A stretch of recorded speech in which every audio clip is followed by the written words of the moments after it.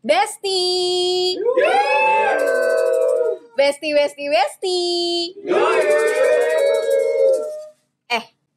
Gue mau nanya deh ke kalian. Kalau gue sebut kata gambir, yang ada di kepala kalian tuh apa sih? Stasiun ya? Iya kan? Bener kan? Stasiun kan? Kok PRJ sih?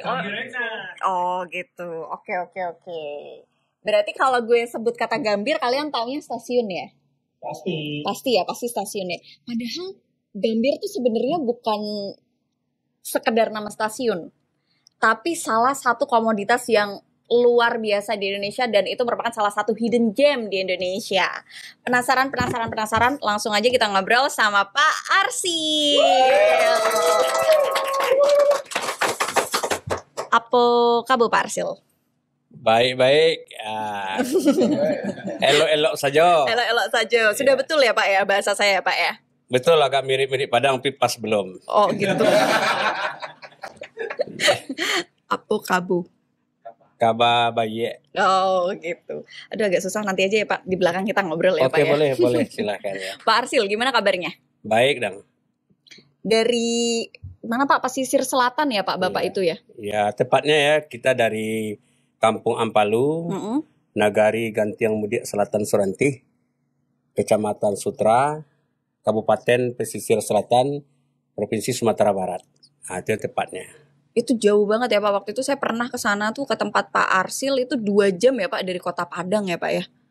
Itu kalau 2 jam tuh udah pakai ambulan tuh ya. Wah, cepet Pak termasuknya. Cepat, ya. Oh, saya lewat jalur yang baru Pak. Oh, gitu ya. Iya, jadi 2 jam walaupun jalannya berkelok-kelok banget, tapi cukup jauh ya Pak ya. Untuk akhirnya saya tahu nih Pak, kalau ada komoditas yang namanya gambir. Iya. Apa sih Pak gambir itu sebetulnya Pak? Ya, gambir ini sebetulnya adalah semacam tanaman unik yang kebetulan tumbuh subur di daerah kami ya, di daerah Kampung Ampalu, pada khususnya kemudian di Kabupaten Pesisir Selatan pada umumnya, itu memang tumbuh subur di sana sejak dulu sampai sekarang. Dan dia merupakan salah satu sumber ekonomi masyarakat di sana. Oke. Ya. Jadi memang di Kampung Ampalu itu ya Pak ya? Betul ya namanya Kampung Ampalu ya? Betul, Kampung Ampalu. Ampalu itu kebanyakan petani-petani gambir ya Pak ya? Ya, kalau masyarakat kami itu hampir boleh dikatakan 95% petani gambir ya. 95% petani Iya, gambir. Nah, sebelum ke sana saya mau bahas soal gambirnya dulu nih. Gambir itu kan awalnya dari daun ini ya? Boleh ya diambil ya? Iya. Daun ini ya, daun seperti ini ya Pak ya. Iya. Tapi sampai pada akhirnya bisa jadi produk yang ini keras gitu Pak. Keras ya, betul. Gimana sih Pak prosesnya Pak? Oh ya, prosesnya Mbak itu sangat panjang juga ya. Jadi dari daun itu dari batangnya ya, kita petik dulu memakai gunting. Dia langsung ke bawah tangkainya, tak cuma daunnya ya.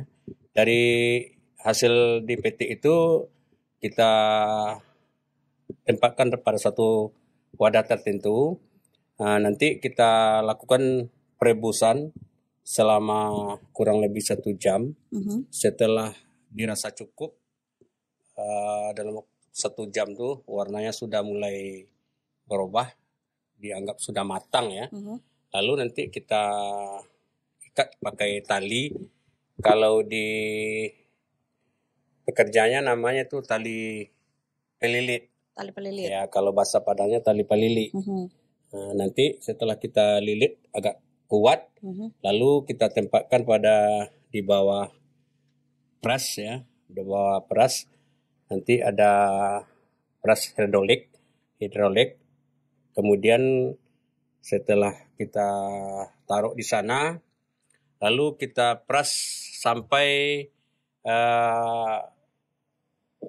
yang daun tadi kering, dan airnya turun ke bawah. Oh, Pak, tadi pengeringan ya Pak ya. Iya. Tadi kan Bapak juga sempat nge-mention bilang berapa persen. Nah, apakah dari proses pengeringan itu tuh itu tuh yang membedakan gambir ini? Kan saya ngelihat gambir tuh KTK-nya ada yang 39 sampai 50, 60 sampai 70, 70 80, ada yang 90%. Itu perbedaannya di mana sih, Pak? Oh iya. Ini perbedaannya sangat mendasar ya. Di perbedaan ini tidak tergantung kapan lamanya dia dikeringkan, di mana dia dikeringkan, tidak tergantung itu. Ini tergantung daripada cara produksinya. Oh, oke. Cara pengolahnya ya, Pak? Cara pengolahannya. Jadi kalau diolah seperti ini akan hasil seperti ini. Kalau diolah dengan cara seperti ini nanti tipe yang akan dihasilnya seperti ini. Oh, jadi cara pengolahannya. Kalau dari daunnya sendiri berpengaruh nggak, Pak, dengan hasilnya? Enggak, daunnya sama ya. Sama. Jadi daunnya sebagai bahan bakunya untuk diproduksi sama semuanya. Baik untuk yang tipe 1, tipe 2, tipe 3 sampai 4 tuh daunnya sama. Oke. Makin gede, makin mahal atau gimana, Pak? Ya, semakin tinggi persentase kandungan katekinnya, itu pada dasarnya nilai jualnya semakin tinggi. Karena dari proses kerjanya sangat rumit, semakin tinggi katekinnya semakin rumit. Oh gitu, jadi proses produksi itu mempengaruhi katekin, prosentasi katekin seperti itu ya Pak ya? Iya. Nah Pak, gambir, saya nggak kebayang nih Pak, gambir yang bentuknya saya bisa bilang ini kayak batu ya Pak, karena keras juga ya Pak. Keras, ini tuh buat apa sih Pak? Manfaatnya apa sih Pak? Oh iya, jadi gambir ini banyak manfaatnya. Jadi terutama untuk bidang farmasi, kesehatan, kemudian untuk alat kosmetik, kemudian untuk bahan pewarna, terutama pewarna di batik, juga pewarna produk lain seperti warna kendaraan bermotor ya, itu termasuk bahan di sana. Di samping juga ini juga digunakan untuk bahan makanan. Jadi di Indonesia juga bahan makanan, di tempat kami juga jadi bahan makanan untuk campur siri ya. Kalau di daunnya ya Pak? Ya, di mancanegara, di negara luar sana juga untuk bahan makanan sebagiannya.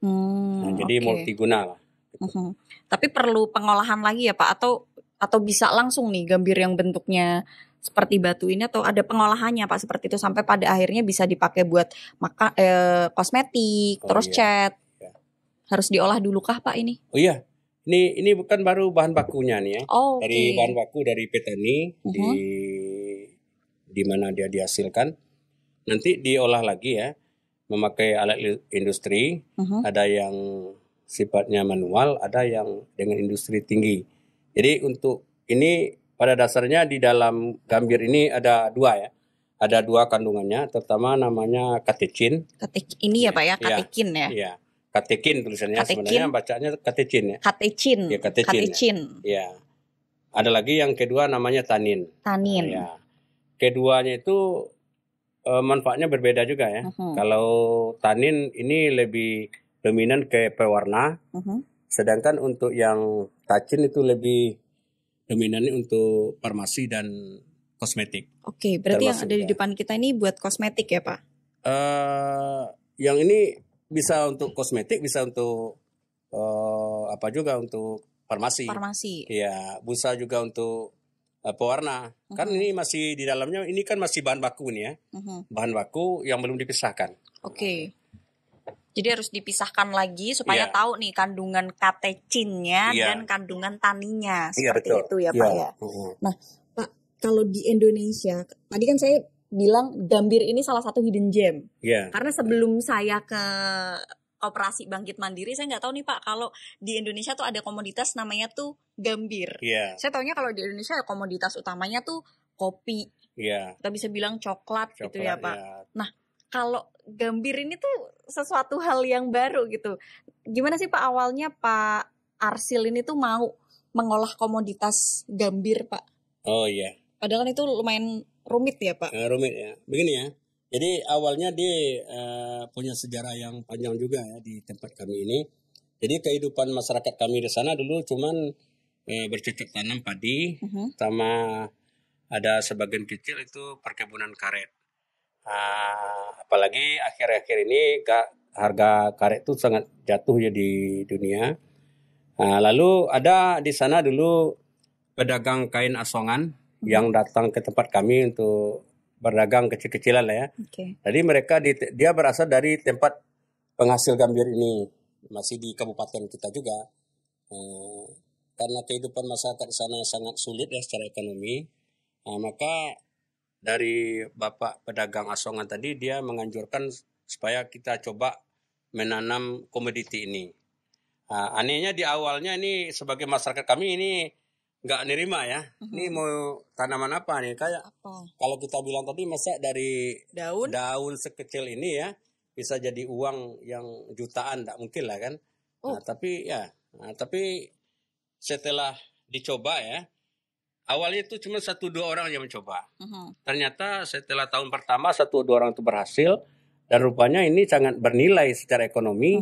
Akhirnya lalu yang lain mengikut sampai sekarang sudah 95% masyarakat kami memiliki lahan ini. Memiliki lahan untuk menanam tanaman gambir ya, Pak? Sudah ada, bukan menanam lagi, sudah ada ya. Sudah punya. Rata-rata kalau kita rata-ratakan masing-masing kepala keluarga sudah memiliki 2 hektar lah, itu minimal. Nah itu asalnya. Dan kemudian dari anggota-anggota kami itu pada tahun 2010 baru kami mendirikan koperasi yang namanya Koperasi Serba Usaha Bangkit Mandiri. Itu dari tahun 2010. 2010 ya. Sekarang anggotanya udah berapa, Pak? Sekarang anggotanya sudah 87 orang. 87 orang. Iya. Dari tahun 2010 sampai 2024 ya, Pak. Iya. Itu susah nggak sih, Pak, ibaratkan gini kayak ayo dong berkooperasi, untuk mengajak mereka berkooperasi, gabung sama koperasi KSU BM ini sulit nggak sih, Pak? Oh iyalah, Saat pasti sulit lah. Namanya kalau orang pendidikannya sudah tinggi mungkin agak mudah diajak ya. Tapi kalau di desa atau di kampung, pendidikan ini masih SDM-nya masih agak jauh di bawah ya. Jadi memberikan pemahaman apa itu berkooperasi awalnya kami sangat sulit ya. Bahkan kami cuman di awalnya anggotanya 15 orang. 15 orang. Ya. Bapak udah tahu sulit, tapi kenapa Bapak masih semangat? Bahkan sampai sekarang tuh KSU Bangkit Mandiri masih ada, udah 14 tahun ya Pak berarti? Iya, 14 tahun. Ya begini ya, jadi kami yang awalnya pendirian 15 orang, kami udah punya pengetahuan juga tentang koperasi ini. Jadi kita berkewajiban juga mengajak masyarakat kita yang belum tahu berkoperasi, apa itu koperasi, apa manfaatnya koperasi, dan lain sebagainya. Jadi kita yakinkan mereka, tapi berkat yakin kawan-kawan yang barangkali jumlahnya sangat sedikit ya, tapi dengan perjuangannya sangat ulet, tabah, bagaimanapun ocehan masyarakat kita di sana, kita tidak peduli juga ya. Tetap semangat ya Pak. Ini sedangkan pendiri aja Bung Hatta orang Sumatera Barat kan, pendiri koperasi ini kan Sumatera Barat. Betul. Nah, orang kami ini, orang tua kami di Sumatera Barat. Jadi lama kelamaan mereka memahami, oh iya, itulah asal muasal dulu. Akhirnya sebenarnya kalau sekarang kalau kami buka keran itu udah hampir 200 orangnya, tapi kita pengurus koperasi kan juga melakukan filter ya, bagaimana mana yang bisa mana yang. Nah, tapi mudah-mudahan sesudah ini mungkin kita jadi makin banyak ya Pak anggotanya. Ya. Oke, tadi kan sempat di spill nih sama Bapak, sempat dikasih tahu ke saya kalau nilai ekonomi potensi Gambir itu tuh jutaan. Iya. Saya nggak percaya sih Pak kalau jutaan sih Pak. Oh iya. Pasti lebih dari itu sih Pak. Jadi kan kalau nanti Mbak Kiki tahu kan pindah juga ke Sumatera. Nggak mau lagi di Jakarta saya ya Pak ya. Pak Ali jadi kekurangan staf ya Pak. Jadi gini Pak. Dulu tadi kayak sudah kita bilang ya, dulu anggota kami yang menjadi anggota koperasi sekarang, kalau rumahnya mungkin sekarang ada namanya dari pemerintah pembangunan rumah tidak layak huni, dapat bantuan. Kalau dulu mungkin anggota kami rata-rata memiliki rumah seperti itu ya. Kalau sekarang rata-rata rumah anggota kami yang punya kebun gambir ini udah permanen semua. Dan kalau dulu ya di tempat kita itu Mbak Kiki beli motor satu ya, sekampungnya orang pada tahu tuh, karena dianggap barang ini mewah. Ya, aneh, mewah, luar biasa. Tapi setelah gambir ini ada di sana dan mereka sudah punya lahan, sudah menghasilkan, satu rumah sekarang sekurang-kurangnya 3 motor, 1 mobil. Oh, berkat gambir ini ya Pak ya. Tepuk tangan dulu. Iya. Awalnya dibantu pemerintah, sekarang bahkan udah punya 3 motor, bahkan punya mobil ya Pak ya. Yang ada di desa Bapak ya. Kalau motor tuh nggak punya tuh. Rata-rata 1, 2, dikit-dikitnya 2. Dikit-dikitnya 2. Ya, tapi 20% udah punya mobil ya. Menggiurkan ya, Pak. Kecuali ketuanya belum. Untuk yang lain ya, Pak ya. Oh iya, ya. Nah, Pak, apa sih Pak peran koperasi sampai pada akhirnya tuh si anggotanya itu bisa punya mobil, punya motor, yang awalnya rumah itu dibantu sama pemerintah tapi sekarang udah punya rumah permanen? Oh iya.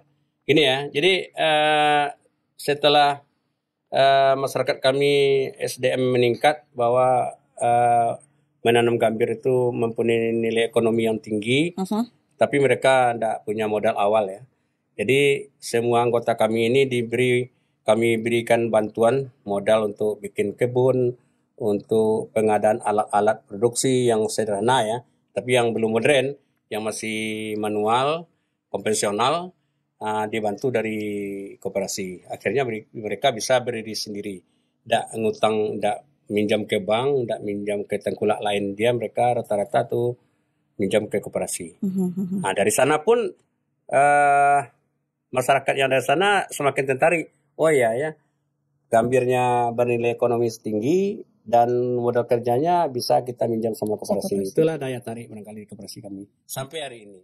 Oke. Bahkan waktu itu saya pas ke sana tuh rumahnya saudara Bapak waktu itu jadi base camp untuk koperasi ya, Pak ya. Jadi memang benar-benar asas kekeluargaan koperasi itu ada ya, Pak, di situ ya. Iya. Oh iya.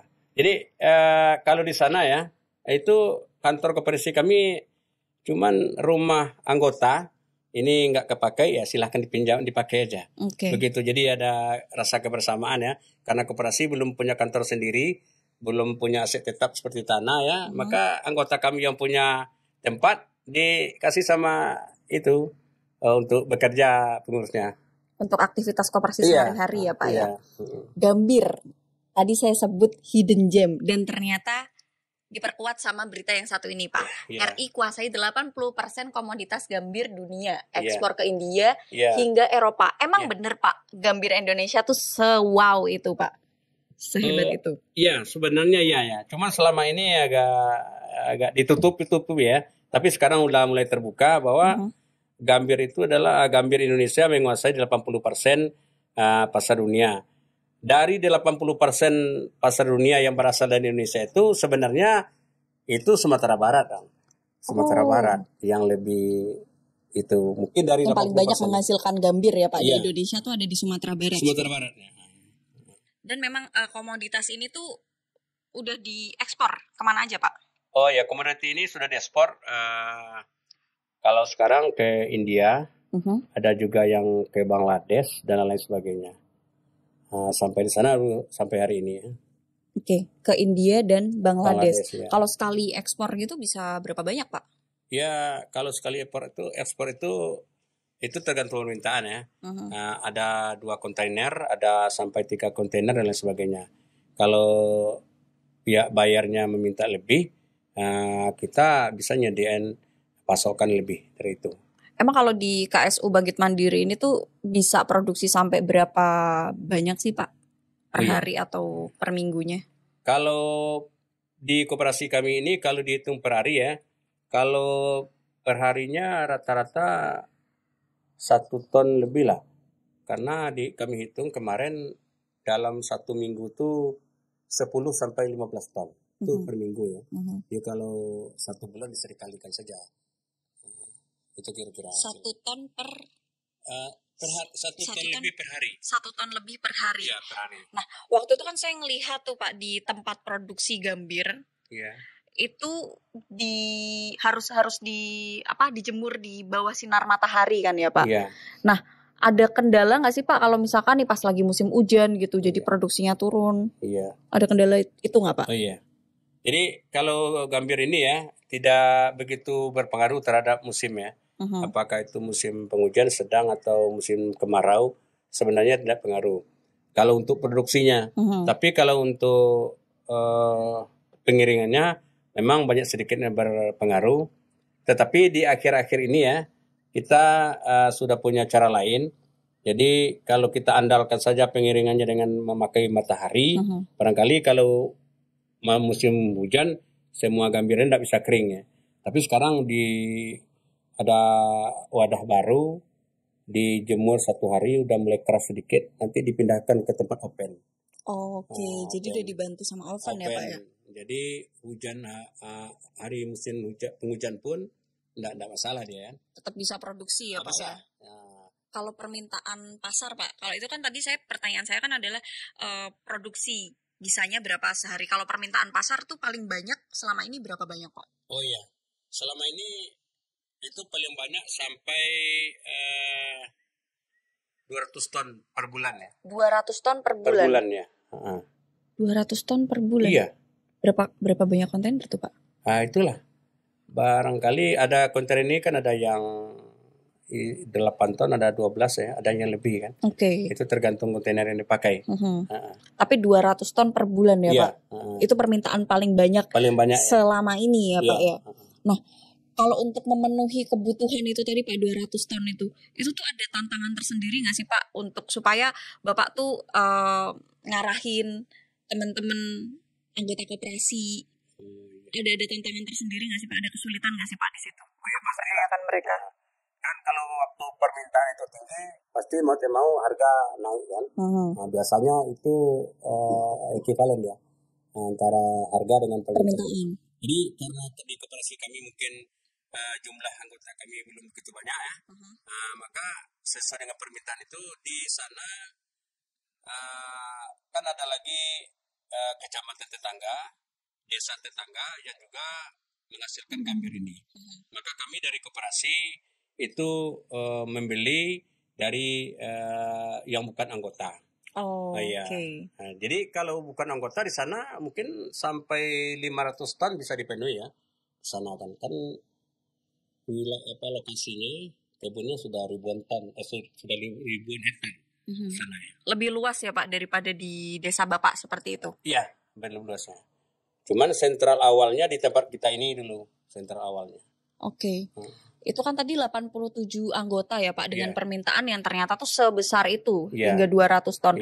Ada keinginan untuk nambah anggota nggak sih Pak ke depannya? Gini ya, tadi kan di awal sudah dikatakan nambah anggota itu gampang sih sebenarnya. Tapi mencari orang yang mengerti dengan koperasi itu kan sulit juga. Di SDM orang itu harus kita edukasi dulu, baru bisa dianggota. Jadi keinginan kami setiap tahun memang ada, setiap kita selesai RAT ya, laporan tahunan rapat anggota tahunan, itu selalu kita ingin menambah anggota. Ya. Jadi sampai hari ini kami memang sudah punya niat dengan pengurus yang lain termasuk anggota di RAT terakhir kemarin untuk menambah anggota lebih banyak lagi. Berarti anggota yang masuk ke koperasi serba usaha Bangkit Mandiri ini bukan anggota biasa ya Pak ya? Emang harus benar-benar tahu gambir ya Pak ya? Iya betul ya. Oh gitu, ada audisinya dulu ya Pak? Iya, ya kalau audisi mungkin ada ya, ditambah ada juga edukasinya dulu ya. Nggak mungkin lah orang nggak ngerti nanti dia yang di koperasi ini kan yang penting konsepnya kan jujur selama menjadi anggota koperasi. Boleh berbohong sebelum atau sesudah nanti ya. Tapi pas jadi anggota nggak boleh bohong. Iya, boleh ya. Itu konsep berkoperasi itu jujur selama menjadi anggota koperasi. Dia boleh berbohong sebelum atau sesudah menjadi anggota koperasi. Iya. Oke Pak, ini di depan kita selain gambir ada juga komoditas lain ya Pak? Oh iya. Ini namanya? Ini namanya tongkat ali. Tongkat ali. Ini komoditas lain Pak dari KSU Bangkit Mandiri. Iya. Kalau ini apa Pak? Dari daun juga kan Pak? Ini dari akarnya. Oh ini akarnya. Dari gambir juga? Bukan. Jadi ada semacam pohon namanya, kalau di tempat kami namanya, tapi nama biologinya saya nggak tahu juga ya, nama latennya kita nggak tahu. Cuman kalau di tempat kami nama tongkat ali. Tongkat ali. Jadi tongkat ali dia tumbuh kayak punya pohon, nanti dicabut, atau kalau yang gede digali. Ini akarnya diambil. Yang ini yang di dalam tanah nih. Ini akarnya dari si pohon tongkat ali itu tadi betul. Pak? Iya. Kok bisa, maksudnya ini hidden gem yang lain nih Pak, ada gambir, ada namanya tongkat ali. Ini memang ada Pak pasarnya, ada yang mau gitu, ada yang mau beli? Ada. Jadi ini sudah ada dapat bayar kami kan, kerjasama dengan pihak lain, itu ke Malaysia. Oh ekspor juga? Ekspor juga ya, ke Malaysia. Tapi nggak banyak lah, paling-paling 400-500 kilo itu. Itu gimana Pak awalnya Pak Arsil menemukan si tongkat ali ini? Nah, ini awalnya ya, kita mungkin dapat informasi dari media sosial, dari yang lain-lain, dari apalah namanya kan. Nah, maka kami cocokkan, rupanya di tempat kami juga ada tempat tongkat ali ini. Jadi kan secara geografis desa kami itu, kampung kami itu kan hutan Bukit Barisan ya. Iya. Bukit Barisan. Jadi di Bukit Barisan tuh banyak tumbuh tongkat ali ini. Jadi teman-teman kita yang juga punya kebun kan dia sering ke hutan sana. Nah, kita suruh pantau apakah ada di hutan kita ini tumbuhan yang namanya tongkat ali. Kalau di Malaysia kalau tidak salah ini kayu ginseng namanya. Kayu ginseng kalau di Malaysia. Iya. Pak, berarti itu kan tadi Bapak taunya kan dari sosial media nih. Oh, ternyata tongkat ali yang tumbuh di sekitar tempat Bapak itu ada manfaatnya. Sebelumnya tuh dibuat apa, Pak? Maksudnya dibiarkan gitu aja, nggak ada yang tahu manfaat dari. Iya, kalau biasanya kalau kita lihat karena kita nggak tahu informasinya kan, kita biarkan aja, dianggap ini pohon biasa. Ya udah pohon biasa. Kan, ya. Tapi ternyata ada nilai ekonominya ya Pak, ada nilai jualnya ya si tongkat ali ini. Iya. Manfaatnya apa sih Pak si tongkat ali ini? Iya, manfaatnya ini yang jelas itu untuk anti stroke, anti stres ya. Kemudian juga untuk antisipasi darah tinggi. Tapi yang lebih dominan nih untuk kuat lelaki. Kuat lelaki, iya. Oke. Iya. Minum ya nanti kreatif ya. Itu yang Bapak ceritain tadi tuh bukit-bukit itu tadi Taman Bukit Nasional Barisan bukan sih? Apa sih? TNKS ya. TNKS. Taman Nasional Taman Nasional Bukit Barisan. Iya, bukan. Apa sih? Taman Nasional Kerinci Seblat namanya. Jadi TNKS Taman Nasional Kerinci Seblat. Itu namanya. Itu di daerah Bapak tuh itu? Iya, jadi tapi agak jauh dari kampung ya. Agak jauh ke dalam ke sana. Itu daerah itu namanya di sepanjang Bukit Barisan yang di Kabupaten ini kami ini termasuk yang di berbatasan dengan Provinsi Jambi. Itu daerah itu namanya Taman Nasional Kerinci Seblat TNKS. Termasuk hutan larangan.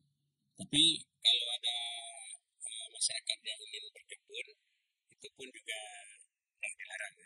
Yang penting nggak dirambah untuk mengambil kayu. Ini kan untuk ini aja. Untuk ngambil si tongkat alinya. Oh, gambir ya, untuk gambir. Tongkat ali. Oke. Pak, ini cara konsumsinya gimana sih Pak? Oh iya boleh ya. Kalau barangnya tahu cara konsumsinya apakah ini dimakan atau langsung ditelan ya. Iya kan kayak keripik nih Pak nih. Iya kayak keripik ya, tapi ini bukan ditelan ya, bukan dikunyah. Nah, ini barangnya kita rebus pakai air panas agak mendidih agak 1-5 menit. Nah, jadi untuk ini ya, 3 ini kita kasih kita seduh pakai air 500 ml. Nah, kita panasin, lalu nanti didinginkan, lalu kita minum. Setelah dingin kita biarkan, ini bisa 1 kali 3 ini untuk 500 liter. Bisa 3 kali dipanasin, 3 kali minum. Jadi 1 kali panasin, diminum, nanti masih ada airnya yang masih itu juga ya, yang 500 liter.